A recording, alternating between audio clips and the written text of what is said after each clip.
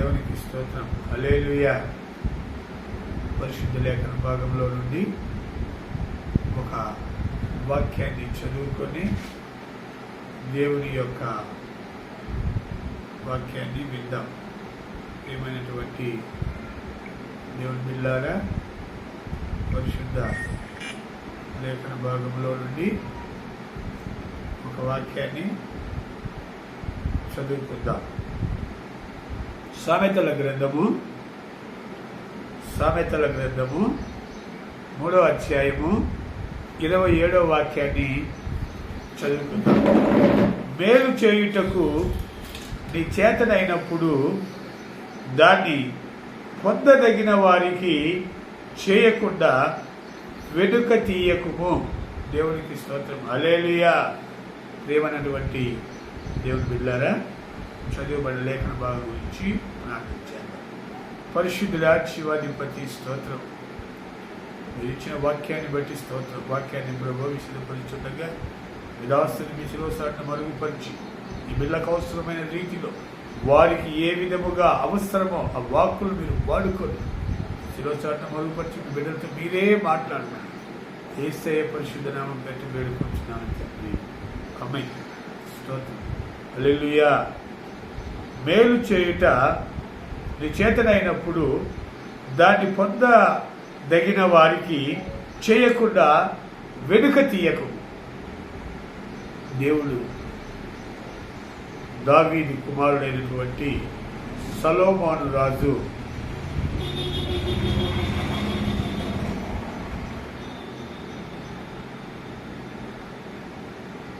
తాను రాసిన సామెతల గ్రంథములో ఈ వాక్యము దేవుడు తన పరిశుద్ధాత్మ ద్వారా రాయించాడు.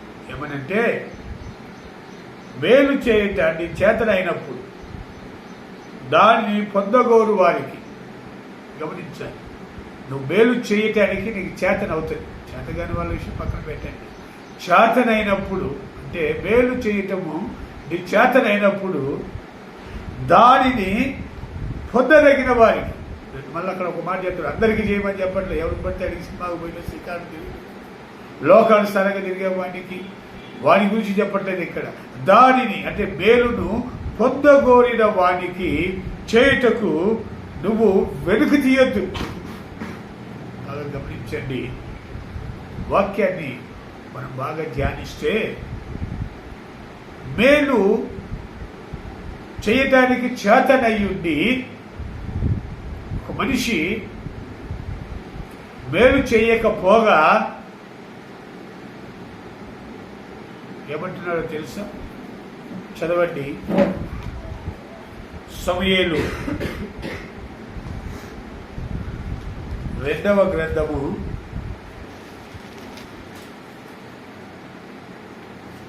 16వ అధ్యాయము 7వ వాక్యం. ఈషిమి నరహంతకుడా, దుర్మార్గుడా, ఛీపో అని దేవుని చేత అభిషేకించబడినటువంటి రాజుకు దావీదుతో అంటున్న మాట. రాజు అభిషక్తుడై అనేక విషయాల్లో దేవునికి ఇష్టానుసారుడై ఉండి అనేక పర్యాయములు దేవుని చేత హెచ్చరించబడి ఆశీర్వదించబడి ఒక ఉన్నతమైన స్థితిలో ఉన్న ఈ రాజు ఒక పరిస్థితిలో దేశాన్ని, తన రాజ్యాన్ని వదిలి అడవులకు, అరణ్యాలకు తిరుగుతున్నాడు. కారణం, తన కొడుకే తన ప్రాణం తీయజూస్తున్న పరిస్థితి. అయితే ఆయన పరిస్థితిని ఆలోచించుకుంటూ ఒక ప్రదేశానికి వచ్చేసరికి ఇక్కడ ఉన్న ఈ మనిషి ఆ ప్రాంతవాసుడు మేలు చేయాలంటే చేయగలడు, మేలు చేయుటకు యోగ్యుడు అనుకోవాలి మనం. ఎందుకంటే అతను ఆ ప్రాంతపు వాడు. ఆ ప్రాంతం వాడు దావీదుకు మేలు చేయగలిగినటువంటి వాడు దావీదు గురించి ఇతనికి తెలుసు. కానీ ఏమంటున్నాడు? నరహంతకుడా, దుర్మార్గుడా, చిపో అని దేవుని ఇష్టానుసారుడైనటువంటి దావీదును శపిస్తున్నాడు. నీకు ఇలాగే జరగాలే, నువ్వు సౌలుకు అలాగే చేసావు, నువ్వు సౌలుకి ఇలాగ చేసావు, నీకు ఇలాగ జరగాలే అని ఎత్తిపడుస్తున్నాడు. దేవుడు చెప్తున్నాడు, పరదేశులకు మీరు ఆశ్రయం ఇయ్యండి. ఈయన చెప్తున్నాడు, పరదేశీ అయి వచ్చినటువంటి దావీదుతో ఈ మనిషి అంటున్నాడు, చిపో. అలాగంటా ఉంటే ఈ దావీదు ప్రక్కనటువంటి మనిషి అంటాడు, అయ్యా, చచ్చిన కుక్క లాంటి ఈ మనుష్యుడు నిన్ను అనేంతటి వాడా, ఆజ్ఞ ఇవ్వండి అని అడుగుతుంటే దావీదు అంటాడు, వద్దు, వాడేమనొద్దు. కారణం, వాడిని ఏమి అనవద్దు. కారణం ఏంటంటే, దేవుడు ఒకవేళ ఇతను చెప్పిన మాటలను బట్టి మనకు మేలు చేస్తాడేమో. దేవునికి స్తోత్రం. హల్లెలూయా, హల్లెలూయా. కారణం ఏంటంటే, ఇతను ఈ విధముగా మనల్ని అంటున్నాడు. అయినా సరే మీరు అతన్ని ఏమనొద్దు. కారణం ఏంటంటే, దేవుడు చెప్తాడు, మీరు మేలు చేయగలిగి ఉండి మేలు చేయండి. ఇతను చేస్తున్నాడు, మేలు చేయట్లేదు. ఈయన ప్రదేశానికి వచ్చినప్పుడు ఈయన ఏం చేస్తున్నాడంటే కీడు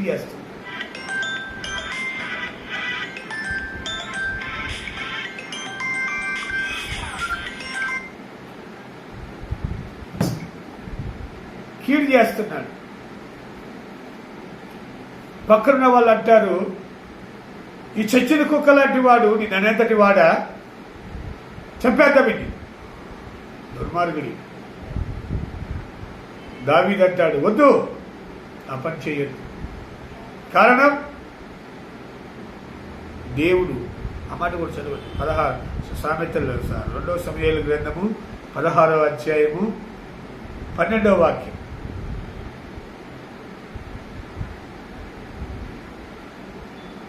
యెహోవా నా శ్రమ లక్ష్య పెట్టునేమో, వాడు పలికిన శాపమునకు బదులుగా యెహోవా నాకు వేలు చేయునేమో. దేవునికి స్తోత్రం. హల్లెలూయా. ప్రేమటువంటి దేవుని బిడ్డలారా, ఇతను తిట్టుకుంటూ శపించుకుంటూ రాళ్ళు తీసుకొని కొట్టాడని కూడా దేవుని బైబిల్ గ్రంథంలో రాయబడి ఉంది.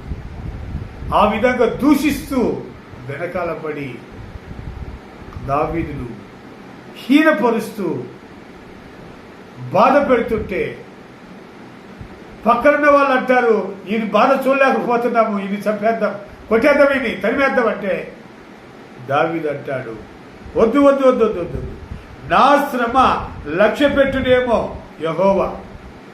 యెహోవా నా శ్రమ లక్ష్య పెట్టునేమో, వాడు పలికిన శాపమునకు బదులుగా యెహోవా నాకు మేలు చేయునేమో. దేవునికి స్తోత్రం. దేవుని బిడ్డలకు అశాంతాన్ని ఇస్తాడు దేవుడు. ఇతడేమో నువ్వు ఏమంటున్నాడు అక్కడ, నరహంతకుడా, దుర్మార్గుడా, చిపో. ఇంకా ఏమంటున్నాడో తెలుసా, సౌలు వారి ఇంటి వారి హత్య యెహోవా నీ మీదికి రప్పించి యెహోవా నీ కుమారుడైన అబ్షలోము చేతికి రాజ్యమును అప్పగించి ఉన్నాడు. చూడండి, మేలు చేయరా బాబు అంటే వీడు పర్యంతాలు ఎత్తి చూపిస్తున్నాడు. నువ్వు చేసిన శిక్షకు తప్పుకు శిక్ష అనుభవిస్తున్నావు. నువ్వు సౌలుకు చేసావు, అందుకే నీ కొడుకు నిన్ను వెళ్ళగొడుతున్నాడు. నువ్వు రాజ్యాల పాలు వదిలిపెట్టేసి అడుగుల పాలైపోతున్నావు అని శపిస్తున్నాడు. దేవుని బిడ్డలు అంటున్నారు, చచ్చిన కుక్కలాంటి వీడు నీ మీద మాట్లాడటం ఏంటయ్యా? దేవసేవకుడైనటువంటి దావీదు అంటున్నాడు, దేవుని ప్రేమ ఉన్న మనిషి గనుక వద్దు, వాడిని ఏమనొద్దు, వాడి మీదకి వెళ్ళొద్దు, చెప్పిన మాట వినండి. దేవుడు వాడు మాట్లాడిన మాటలకు బదులు మనకు మేలు చేస్తాడు. మేలు చేయాల్సిన ఈడు మేలు చేయకపోగా దూషిస్తున్నాడు. కానీ ఈడు మాట్లాడిన ఆ దూషణ మాటలను బట్టి దేవుడు మనకు మేలు చేస్తాడు. ఈ లోకంలో మీ మీదకు నిందలు వస్తాయి, బాధలు వస్తాయి. అయితే మీరు సంతోషపడండి, పరలోకములో మీకు ఒక ఉన్నతమైన స్థానం దేవుడు ఇస్తాడు. దేవునికి స్తోత్రం, హల్లెలూయా అని దేవుడు చెప్తున్నాడు. నిందలు పెట్టి, అవమానాలు పెట్టి, వెంటబడి రాళ్లతో కొడుతున్నాడు ఈ మనిషి. దావీదు అంటాడు, అతన్ని మీరేమనొద్దు, అతడు పలికిన మాటలను బట్టి యెహోవా మనకు మేలు చేయును. అట్ సేమ్ టైం దేవుడు ఒక గొప్ప ఘనకార్యాన్ని అక్కడ చూపిస్తుంది. ఆ మాట కూడా చదవండి. సామెతల 2వ గ్రంథము 19వ అధ్యాయము 31వ వాక్యం. మరియు గిలాదీయుడగు బర్జిల్లాయు రోగేలీము నుండి యోర్దాను అద్దరికి వచ్చి రాజుతో కూడా నది దాటెను. బర్జిల్లాయు 80 సంవత్సరముల వయస్సు కలిగి బహు ముసలివాడై ఉండెను. దేవునికి స్తోత్రం, హల్లెలూయా. ఏమయ్యా, 80 సంవత్సరాల వయసు కలిగినటువంటి ఒక మనిషి దావీదు వెంట నడుస్తూ ఉన్నాడు. నది దాటాడు. నదిలో ఎలాగుంటుందో తెలుసా? రాళ్ళు, బురద, మట్టి, భయంకరమైన రకరకాల వస్తువులు, గాజు పేకులు, ఎన్నో రకాలు నదిలో. ఈ శ్రమలలో ఈ బర్జిల్లాయి అనే మనిషి దావీదుతో కూడా నడుస్తున్నాడు. నది దాటాడంట. అయితే ఒకరోజు దావీదు మహారాజు తన కుమారుడైన సొలొమోను రాజ్యం స్థిరపరచబడక మునుపు ఈ మాటలు చెప్తాడు. అయ్యా, బర్జిల్లాయి అని ఒకడు, అతని కుమారులు నాకు సహాయం చేశారయ్యా, నాకు సహాయం చేశారు, వారిని మర్చిపోవద్దు.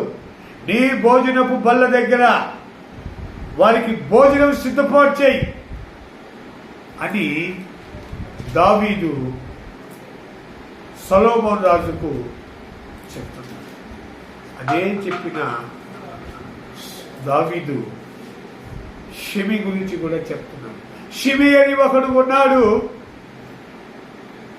వాడు మేలు చేయనెరిగి మేలు చేయని వాడు, దూషించిన వాడు కనుక వాడిని నువ్వు మర్చిపోవద్దు అని చెప్తున్నాడు. అంటే మేలు చేసినటువంటి మనిషిని దేవుడు చెప్తున్నాడు, నీ బల్ల దగ్గర భోజనానికి కూర్చుని. చదువుదాం ఆ మాట కూడా. రాజుల 1వ గ్రంథము 2వ అధ్యాయము 7వ వాక్యం. నేను నీ సహోదరుడైన అబ్షలోము దగ్గర నుండి పారిపోగా గిలాదీయుడైన బర్జిల్లాయిను కుమారులు నాకు సహాయముకు వచ్చింది.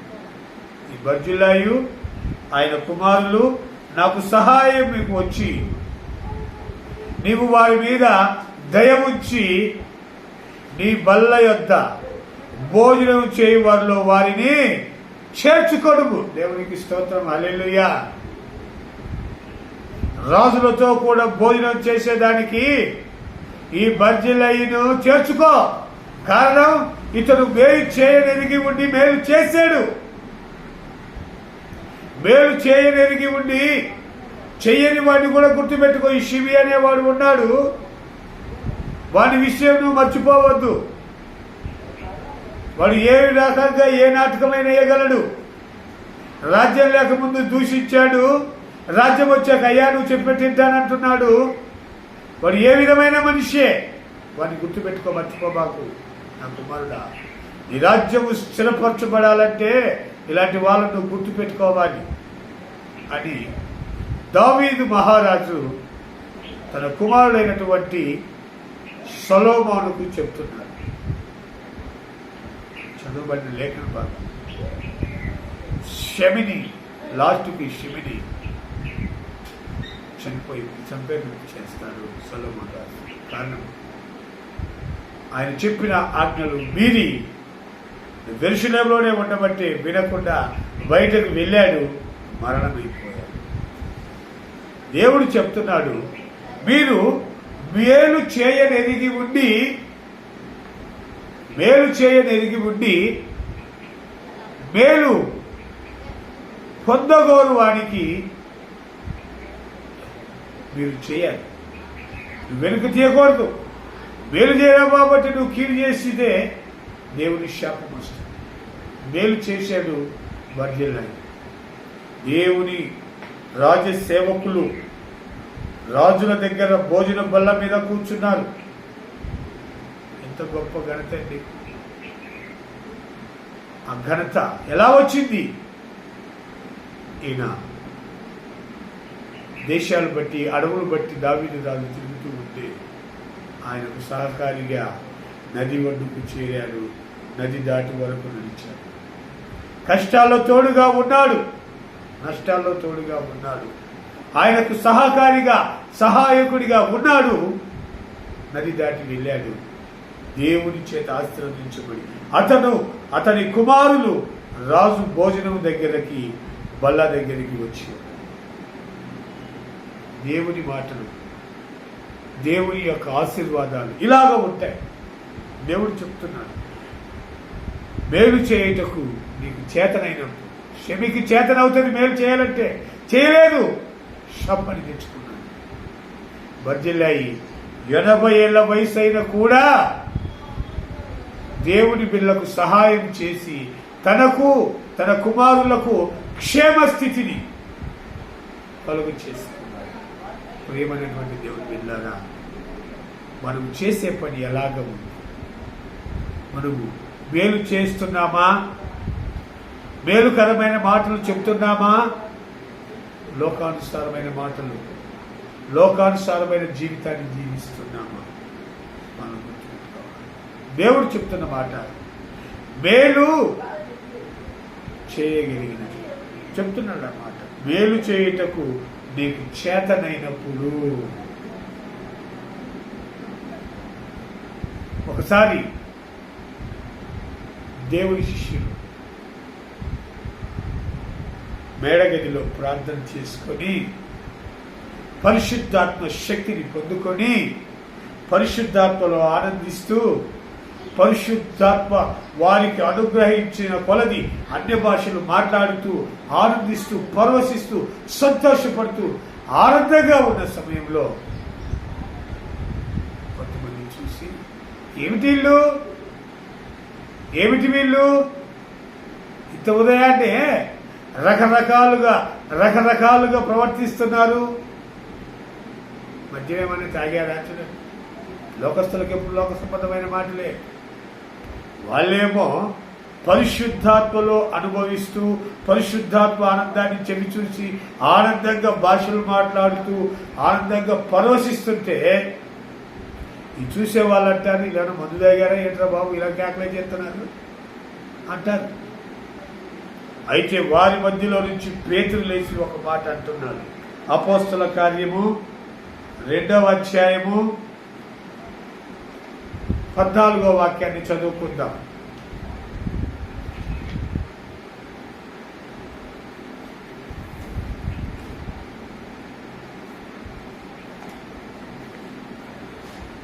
అయితే పేతురు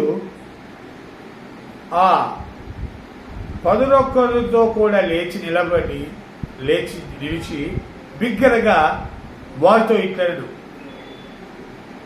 యూదయ మనుషులారా, యెరూషలేములో కాపురమున సమస్త జనులారా, ఇది మీకు తెలియగాక చెవియొగ్గి నా మాట వినుడి.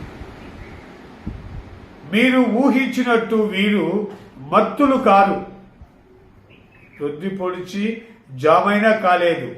ఏవేలు ప్రవక్త ద్వారా చెప్పబడిన సంగతి ఇదే.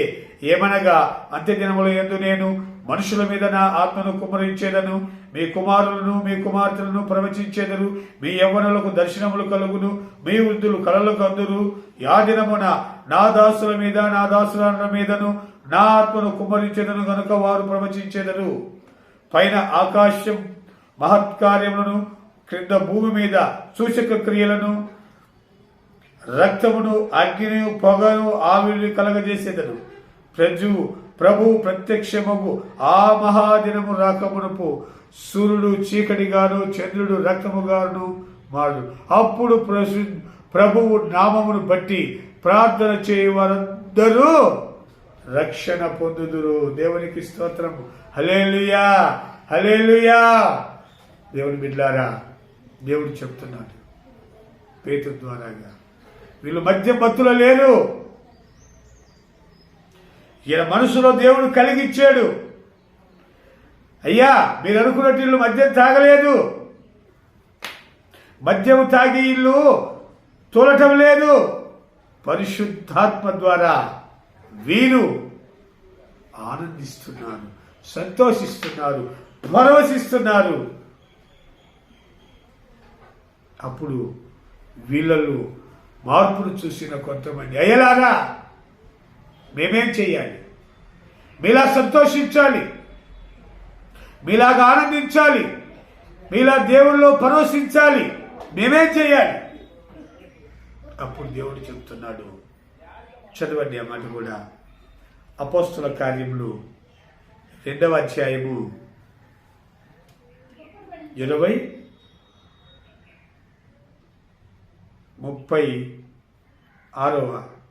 వాక్యం.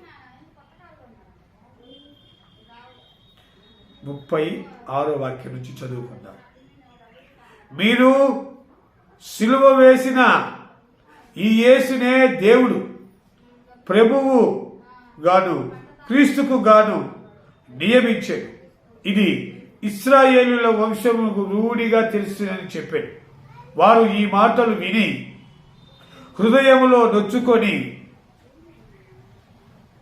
సహోదరులారా మేమేము చేతుమని పేతురును అపోస్తులను అడగగా, పేతురు, మీరు మారు మనస్సు పొంది పాప క్షమాపణ నిమిత్తము ప్రతివాడు యేసు నామమున బాప్తిస్మము పొందుడి, అప్పుడు మీరు పరిశుద్ధాత్మను వరమును పొందుతారు. దేవునికి స్తోత్రం. హల్లెలూయా.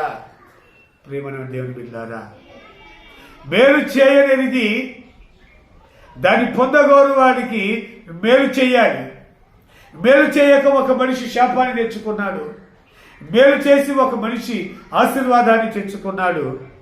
ఇక్కడ మనం చదవబడిన లేఖన భాగంలో పేతురు లేచి తన నోటి ద్వారా అనేకులకు సువార్త ప్రకటిస్తూ వారికి మేలుకరమైనటువంటి మార్గాలు విశదపరుస్తున్నాడు. వారు లేచి అడుగుతున్నారు, అయ్యా మీలాగా పరిశుద్ధాత్మలో ఆనందించాలంటే మేమేమి చేయాలి? మీరేం చేయాలా? ప్రభు అయిన యేసు క్రీస్తు నామములో మీరు మారు మనస్సు పొంది బాప్తిస్మం పొందండి. ఆ తర్వాత మీరు పరిశుద్ధాత్మ అనే వరాన్ని పొందుతారు. దేవునికి స్తోత్రం.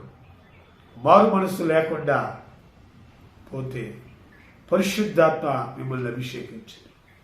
బాప్తిస్మం లేకుండా మీరుంటే పరిశుద్ధాత్మ దేవుడు మిమ్మల్ని అభిషేకించరు. గనుక మేలు చేయుటకు మీరు వేగిరపడండి, మేలు చేయండి, మేలుకరమైన మాటలు చెప్పండి, ఆశీర్వాదకరమైన మాటలు చెప్పండి. ఆశీర్వాదకరమైన మార్గాల్లో నడిపించబడటానికి అవసరమైనటువంటి మాటలు దేవుని ప్రజలతో మీరు ముచ్చటించండి. అప్పుడు దేవుడు మీకు మేలు చేస్తాడు. పరిశుద్ధాత్మలో మీకు ఆ సంతోషాన్ని ఇస్తాడు. ఆ పరిశుద్ధాత్మ ఆనందం ఎలా ఉంటుందంటే అనుభవిస్తే అర్థమవుతుంది, చెప్పటం కంటే అనుభవించాలి. ఒక ఆయన వచ్చి కావాల్సినంత డబ్బు ఇస్తాను, నాకు పరిశుద్ధాత్మని ఇవ్వమంటే దేవుని సేవకులు అంటారు, అది మా ఇష్టం కాదు. నీ డబ్బు ఎవరికి కావాలి? డబ్బు అవసరం లేదు. నీ మనస్సు దేవునికి కావాలి. నువ్వు మారు మనస్సు పొంది బాప్తిస్మము పొందితే, నీ పశ్చాత్తాపడి ప్రార్థించుకుంటే, నీ జీవితం మార్చబడితే ఆటోమేటిక్గా పరిశుద్ధాత్మ దేవుడు నిన్ను ఆనందింప చేస్తాయి. ఈ మేలుకరమైన మార్గాలు నేర్చుకోవాలి. ఈ మేలుకరమైనటువంటి మార్గాల్లో మనం నడిపించబడాలి. ఈ మేలుకరమైనటువంటి జీవితాన్ని మనం జీవించాలి. ఈ మేలు కాని జీవితాలు జీవిస్తే వ్యర్థ.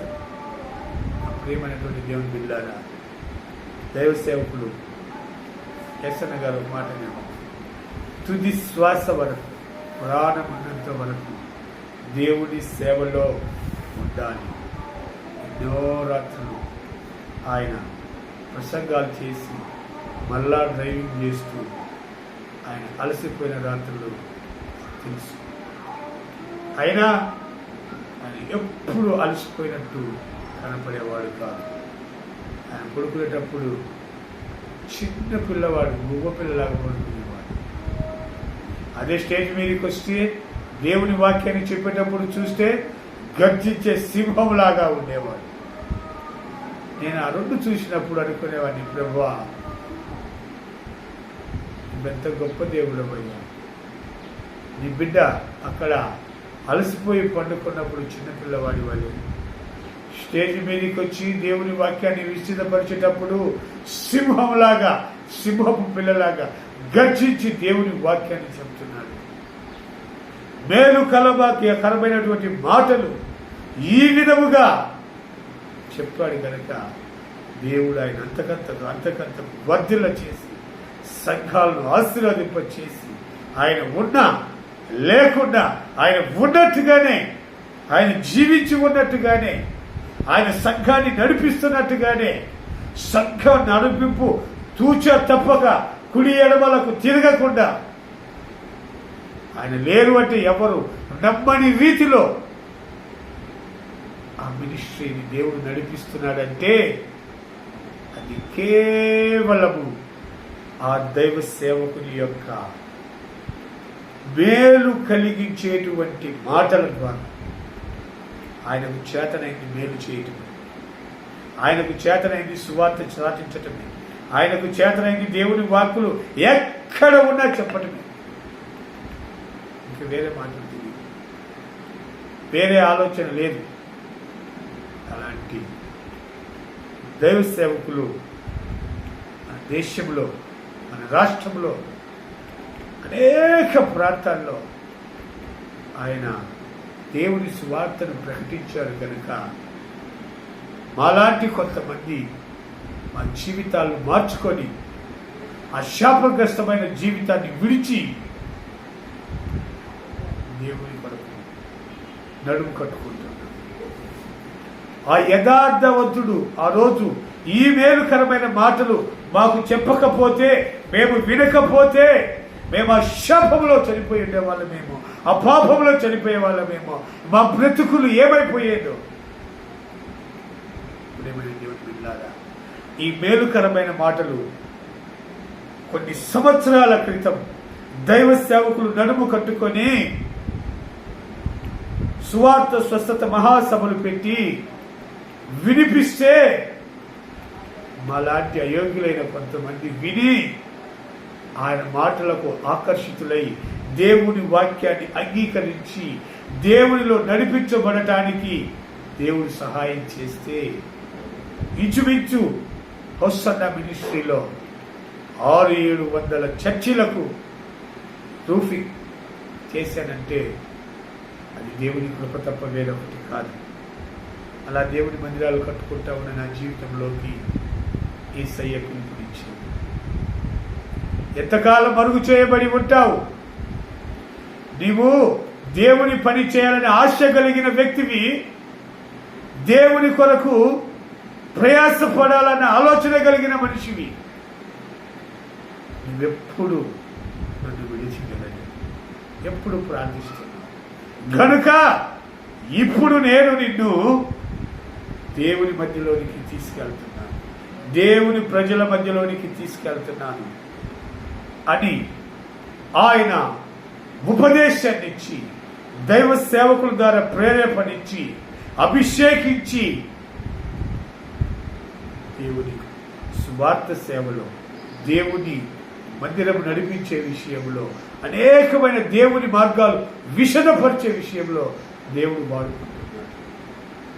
కారణం మేలుకరమైనటువంటి ఆ మాటలు ఆ రోజు ఆ దైవ సేవకులు చెప్పుబట్టి, అది మేము వినబట్టి, ఆ వాక్యం మా హృదయాల్లో స్థిరపరచబట్టి, ఆ వాక్యానుసారంగా మా బ్రతుకులు మార్చుకోబట్టి, ఆ బ్రతుకు మార్చుకోబట్టి ఈరోజు దేవుడు మా జీవితాల్లో ప్రశాంతతనిచ్చాడు, ఆశీర్వాదాన్ని ఇచ్చాడు, నడిపిస్తున్నాడు.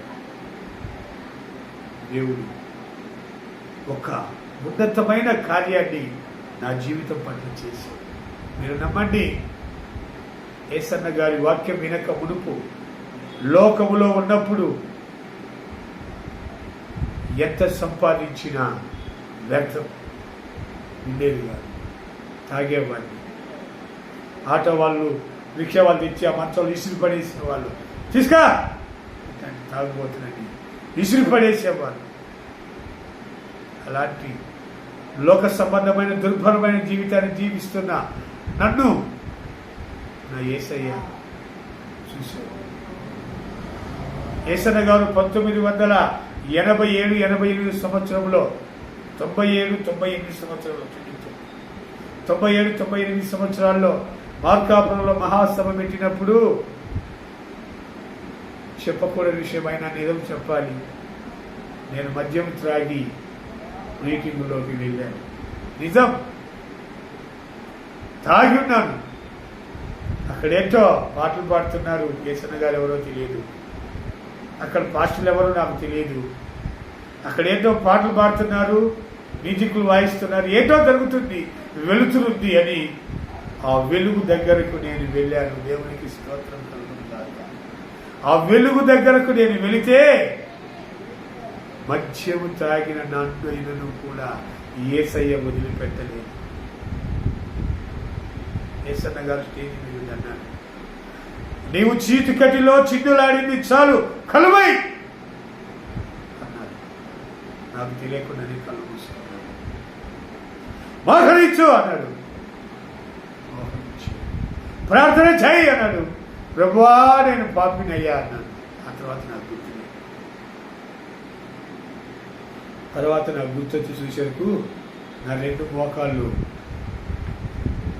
కొట్టుకుపోయి, నా చేతులు మొద్దుబారిపోయి, తలంతా తడిచిపోయి, ఒక లోకంలో ఎక్కడికి వెళ్ళి వచ్చినట్టుగా ఉన్నాను. అందరూ నాకు వెళ్ళి విచిత్రంగా చూస్తున్నారు.